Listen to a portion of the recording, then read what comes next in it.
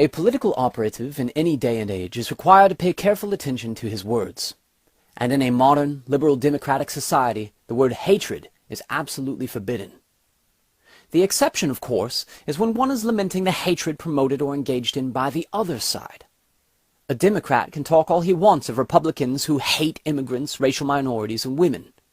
A Republican can talk all he wants of Democrats who hate America, Jesus, and freedom.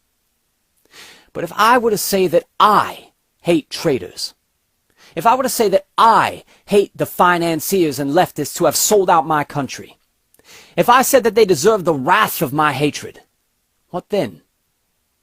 If I were to say that I hate the jihadists not because of their radicalization or their unfortunate circumstance, but because they are an existential enemy that must be annihilated, how long would it be before every party leader and talking head in America denounced me as a greater threat to our way of life than the jihadists themselves?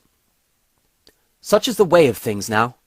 In order to get along in politics, you must wear that mantle of Republican hypocrisy and show all the world how reasonable and incapable of hatred you are.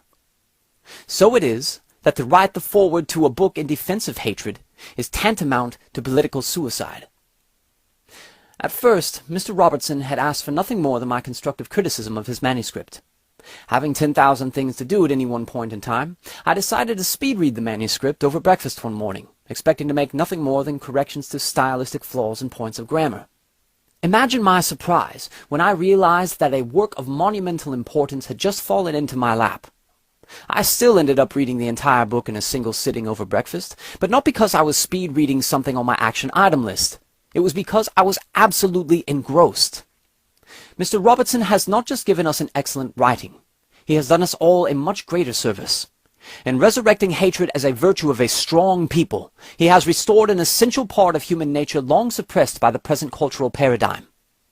Hatred as a virtue, a moral good as Mr. Robertson calls it, is indeed counterintuitive to a people who have been conditioned for generations to value tolerance as the summum bonum. Needless to say, the very thought of hatred as a virtue is an abomination to anyone who cherishes love. Ah, but only at first blush, dear reader, for as Mr. Robertson points out, hate is born of love. If you do not hate that which harms those you love, then you do not really love them. I am reminded of a fire and brimstone preacher who harangued us all on the campus of the University of South Florida. I was young and stupid at the time, and had not yet learned the wisdom of picking my battles. So I would argue with him about the text of the Bible, about the theology behind it, about the morality of Christianity, and everything else. God only knows what we fought about. It was too inconsequential for me to remember. But there was one point he made that I will remember for the rest of my life.